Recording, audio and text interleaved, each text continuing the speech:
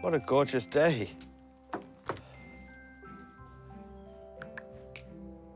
My name is Brian Cantor. I'm originally from Yorkshire, England, a place called Leeds. And Paul and I met whilst we were both living in London. Breakfast! Well, maybe you should put placemats, yeah? Nice place. Wipe your feet. My name is Paul Labrecque. I was born in Lawrence, Massachusetts, 1961, and I always wanted to be a hairdresser.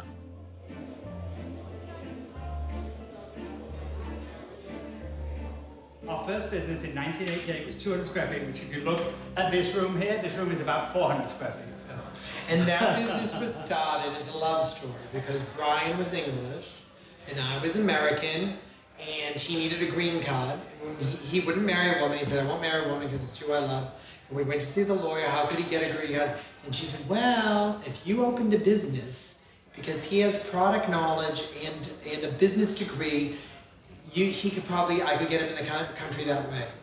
Now we have 3 salons. Along the way, we developed a line of hair care products. We definitely morphed into a much larger business concern with hundreds of employees, and it's a totally different business whatsoever.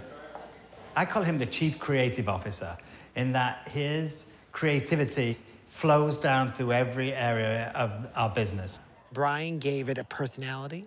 It was always like a family business, and people gravitate towards that. So just finish drying. If you tip upside down, it's better. It's a combination of talent and making people want to be with you in your chair. They only want to see Paul. They only want him. He makes these women feel great about themselves. That's a talent. That's really an innate talent. They leave his chair feeling great. These green bagels. Green bagels? St. Patrick's Day bagels? They're not green, they're whole wheat. But you know, when I said to you before that it's like I had a relatively untroubled experience as a youth, Paul, when he was at high school, had the total opposite. This project that we're doing here today would have helped him a lot in what he went through. It was very, I used to get beaten up every day because I couldn't hide being gay. Every day? I heard that. I think because my voice and my intonations and the way I move, and I don't try to move that way, but obviously I move in a way that lets people know that I'm gay. I could never have a struggle coming out because I could never fit in. So it's like I was always out. I would love to be an actor. I can't even act straight. I try. Put on my deep John Wayne voice. When you're young and you're tortured, sleeping is not easy. Sleeping was very difficult because you'd always be thinking about how you're going to avoid the situation of tomorrow. And it's nice to be able to sleep. It's nice to come to a place and have a home where you can actually start to sleep because you feel safe. When did that happen, Brian? When I met Brian, it happened. When I met Brian, my life started to change. So we're working in this trade show, and part of Paul's gig at being this platform artist doing demonstrations was that he had to sell product along with it. And he was selling so much product, and we were selling nothing. And I went over to him and said, I need to learn from you. How are you selling? What are you doing? I need to learn something from you. So I said, maybe we could, grab a bite to eat when we're at lunchtime and we can go. So I was very hesitant to date Brian because I was leaving England. And I'd be traveling back to the United States, and I thought, well, this isn't going to work out. It's like, listen, you were just a fling for me. And I'm walking away, and I said to him, you just broke my heart. And I walked away. And then maybe after like a minute or two, I heard him, stop, stop, stop.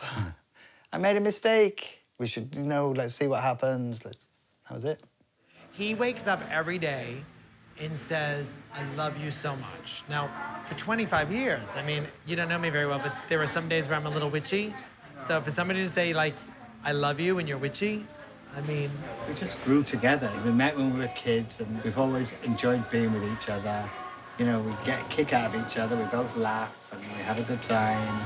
My overriding goal is really simply to stop working as soon as we can and be together and travel and do all the things that we like to do. At a point in our lives, we separated. I had been unfaithful. I fully accepted my transgressions and realized that I had broken Paul's trust immensely. It was not the relationship, it was me. Paul didn't do anything wrong. After 6 months of just staying, after I found out, I told him that I had to live away from him for a year.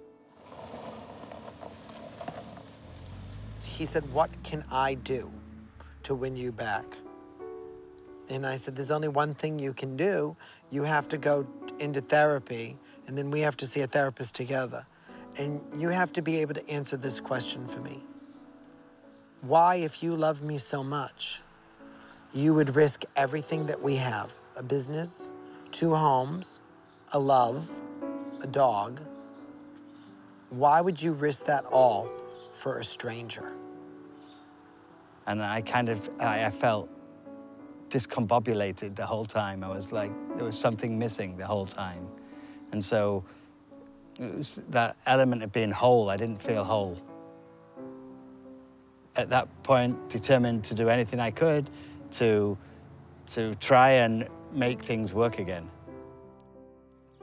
Nothing's perfect. Relationships aren't perfect.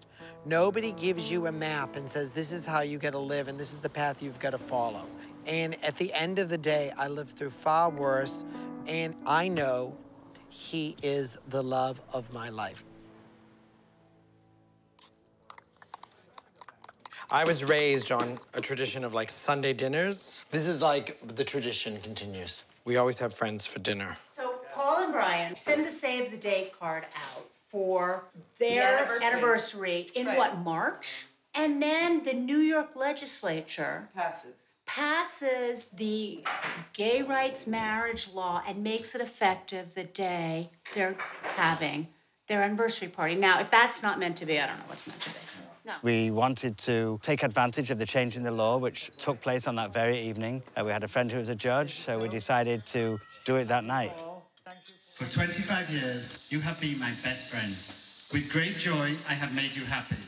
With deep remorse, I have made you sad. Through all of this, I have never faltered in believing with all my heart there is only you in my life. I promise you all the joy I am capable of giving, all my strength to share life's sorrows, all my material possessions, for they mean nothing to me without you. I love you to the moon and back. Again, and my greatest fear is to live in a world without you in it. So I ask you to have me as you have had me for 25 years, till the end of my life and to my soul's eternity. Say only yes, and I am yours.